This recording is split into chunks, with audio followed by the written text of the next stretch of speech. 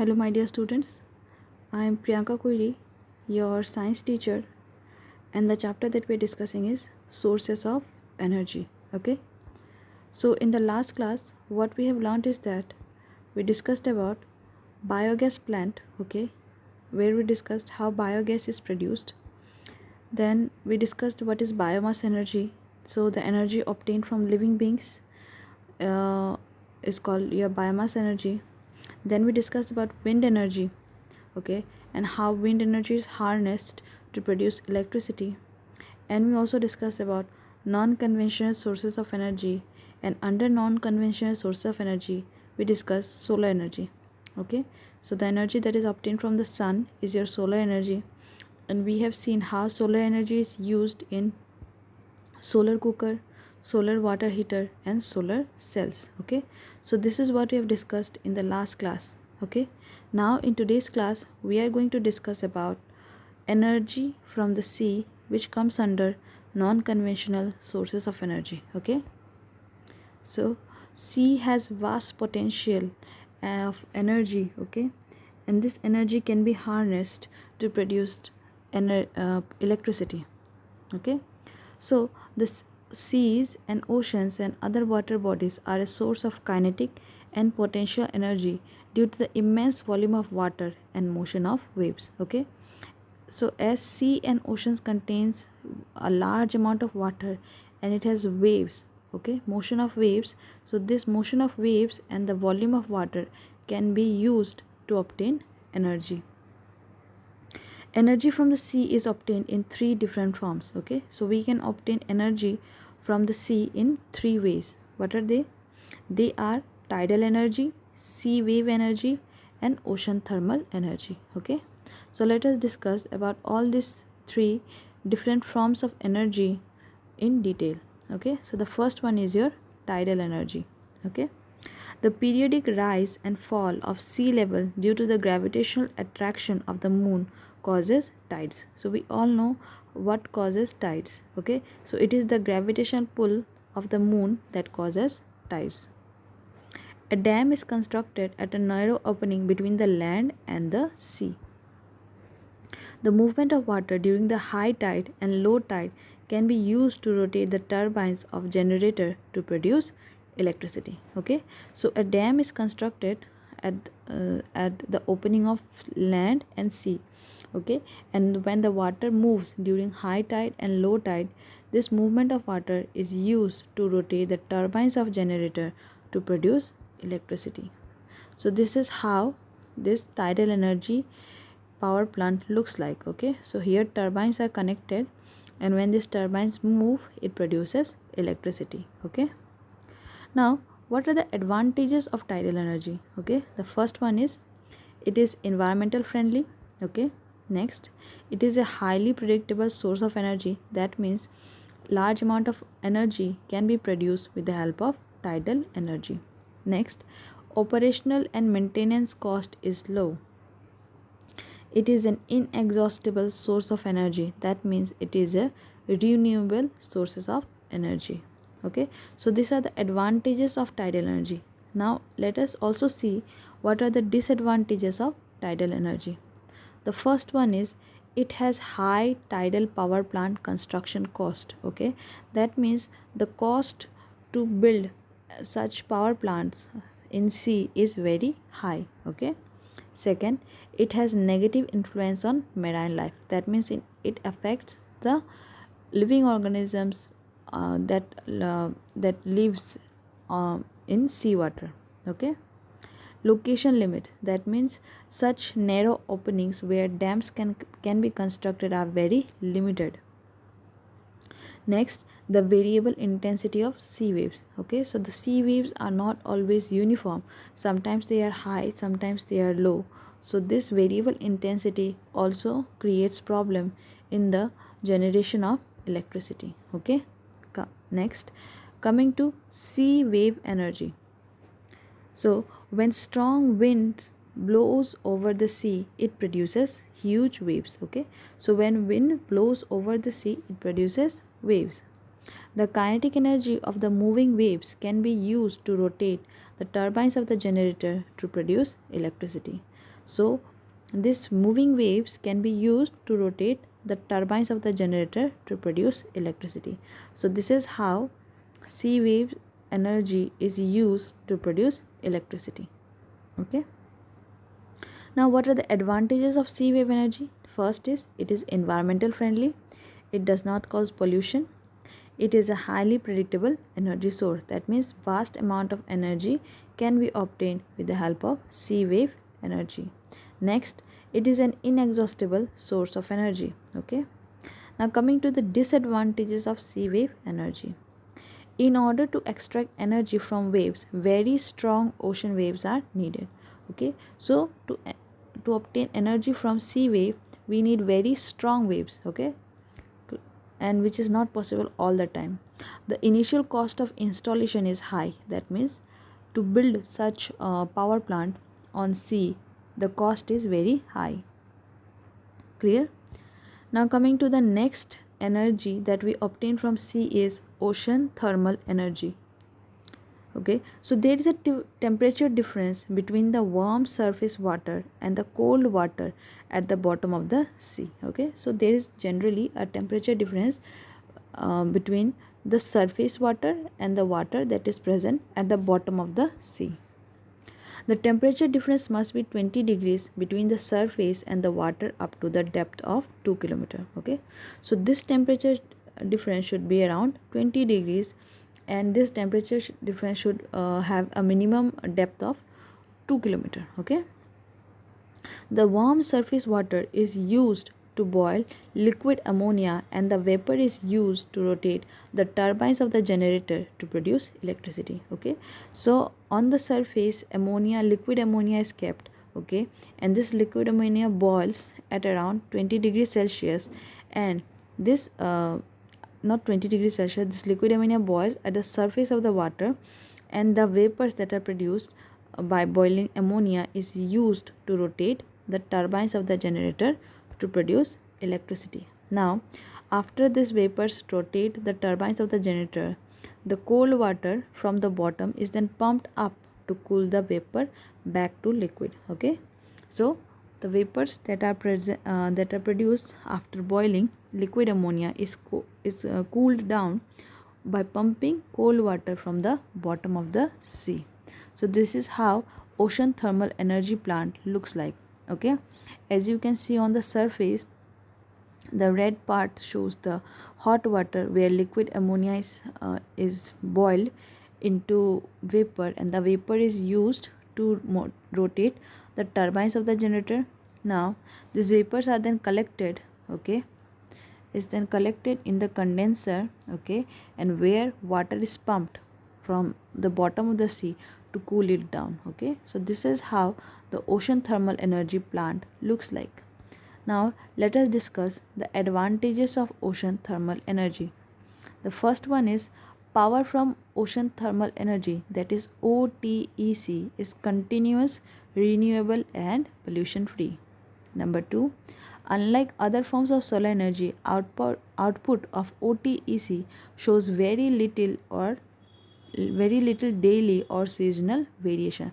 That means that the environmental condition does not affect the energy output from this source. Okay, next, drawing of warm and cold seawater and returning of the seawater could be accomplished with minimum environment effect. Okay, so as we can see that here we need warm water and cold water, and both this warm water and cold water can be used without affecting much on the environment. Okay, so these are the advantages of ocean thermal energy. Now coming to the disadvantages of ocean thermal energy. The first one is capital investment is very high. That means the cost of construction of such power plant is very high. Second, conversion efficiency is very low, about 3 to 4%, due to small temperature difference in between the surface water and deep water. So there is not much difference in the temperature between the surface water and the water that is present at the bottom. As a result, the machine is not efficient. Okay, next, low efficiency of this plant coupled with high capital cost and maintenance cost makes them uneconomical for small plants. So as the efficiency is low and also it requires high capital, that means it requires more money, and it also requires high maintenance. So this source ocean thermal energy is becomes uneconomical, that means it becomes very expensive. Okay, clear? Now coming to the next non-conventional source of energy is your geothermal energy. Okay, the deeper regions of the earth crust is very hot. We know that the earth is divided into three parts, that is crust, mantle and core. Okay, and as we go deep inside earth, the temperature increases. Okay, so this heat melts rocks and forms magma. So deep inside the earth the temperature is very high, and as a result the rocks melts to form magma. The magma moves up and collect below some spaces called hot spots. Okay, now this magma, that is molten rocks, it moves up on the surface, and it gets collected on some spaces that are called as hot spots. Okay, the underground water in contact with hot spots get heated into steam at high pressure. Okay, so this magma, when it comes in contact with underground water, okay, it changes the water into steam at high pressure. By drilling holes into the hot spot, the steam coming out can be used to rotate turbines of the generator to produce electricity. So what we can do is that we can drill holes on the surface of the earth where such hot springs are present, and the steam that comes out through the holes can be used to rotate the turbines of the generator to produce electricity. Okay, so this is how this geothermal power plant looks like. Okay, as you can see, number one, hot water is pumped and the steam that is produced is used to rotate the turbine of the generator. Then the steam is then again collected in the cooling tower and then injected back on the uh, on the earth. Okay, so this is how geothermal energy power plant looks like. Clear? Now let us see what are the advantages of geothermal energy. Number one, it is environmental friendly. Number two, it requires small maintenance cost. It has brilliant efficiency, that means large amount of electricity can be produced. Next, it is highly sustainable. Next, it is more reliable than any other source of energy. Okay, so these are the advantages of geothermal energy. Coming to the disadvantages of geothermal energy. Number one, it can give rise to earthquake. Okay, so this by when we drill holes on the surface of the earth, it can create earthquakes. Number two, it requires a vast area of land. Large amount of land is required for geothermal energy. Number three, it is useful in particular regions. Okay, so these hot springs are not present throughout the world, they are present in some parts of the world. So as a result, it is useful in those particular regions, not everywhere. Next, it has high cost of installation. The cost of installation is very high. Next, it can lead to release of harmful gases present in the inside the earth into the atmosphere. Okay, so when we drill on the surface of the earth, some harmful gases that are present in the earth crust can be released into the atmosphere. So these are the disadvantages of geothermal energy. Okay, now the next non-conventional source of energy is nuclear energy. Nuclear energy is the energy released during nuclear reaction. So when there is nuclear reaction, some energy is released. That energy is called nuclear energy. During nuclear reaction, some mass is converted into energy, and so a very large amount of energy is produced during nuclear reaction. So what happens during nuclear reaction is that mass is converted into energy, and for that reason the very large amount of energy is produced. Now, nuclear reaction are of two types. One is your nuclear fission and the second one is your nuclear fusion. So the picture shows how a nuclear power plant, okay, looks like. Okay, these are called nuclear reactors. The structure that you see on the pictures are nothing but nuclear reactors. Okay, so let us discuss the first nuclear reaction, that is nuclear fission. So, nuclear fission is a nuclear reaction in which the nucleus of heavy atoms like uranium, plutonium, etc. splits into smaller nuclei with the release of large amount of energy. Okay. So let us understand what is nuclear fission. The word fission means divide. Okay. So in nuclear fission, what happens is that a large or a heavy atom, okay, like uranium, okay, it breaks into small nuclei, and when it breaks it releases large amount of energy. Nuclear fission, it is used to make atom bombs and to produce electricity. Okay, so atom bombs is produced by nuclear fission, and this nuclear fission can also be used to produce electricity. In a nuclear power plant, the heat energy produced by controlled nuclear fission chain reaction is used to produce steam, which rotates the turbine of the generator to produce electricity. So, what happens is that in a nuclear power plant, the heat energy which is produced by the nuclear fission is used to change water into steam, and then the steam is collected and it is used to rotate the turbines of generator to produce electricity. Now let us diagrammatically understand what is nuclear fission. So as you can see on the left hand side, there is a big atom, okay, and it is then heated. I mean it is then heat like it is then uh, it is then hit by this small nuclei. So when it's heated by this small nuclei, it splits into two smaller nuclei, that is barium and krypton here. Okay, so in nuclear fission what happens is that a heavy atom splits or breaks into two smaller nuclei, and when it breaks it releases large amount of energy. Now coming to the second nuclear reaction, that is nuclear fusion.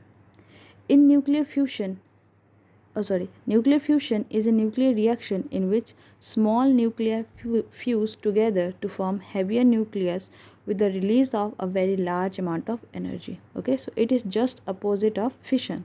Fusion means to join. Okay, so in nuclear fusion what happens is that small nuclei join together to form large nucleus. Okay, and when it happens large amount of energy is produced. The energy of the sun is produced by the fusion of hydrogen nuclei to form helium nucleus. So in case of sun, okay, sun has got large amount of energy, and the solar energy is produced through nuclear fusion.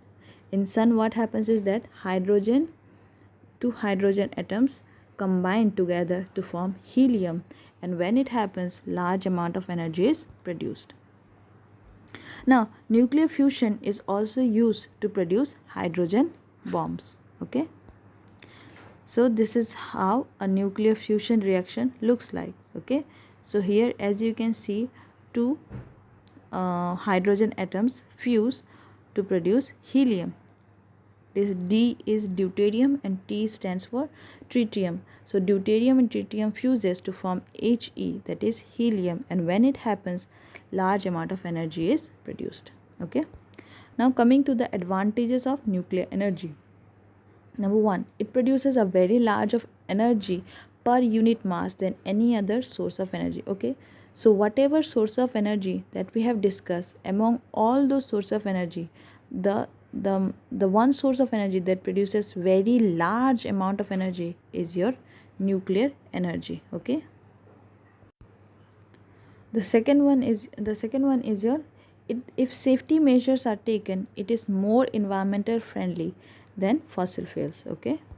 Next, what are the disadvantages of nuclear energy? The first one is the cost of nuclear reactor is very high. That means uh, the places where this nuclear energy is produced, their cost, that is the construction cost, is very high.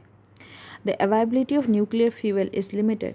That means sources like uranium, plutonium, from which nuclear energy is produced, those sources are very limited. Next, nuclear reactors produces harmful nuclear waste which is difficult to dispose. Okay, so this nuclear reactor produces harmful waste which are difficult to dispose. There is a risk of accidental leakage of nuclear radiations. Okay, so this nuclear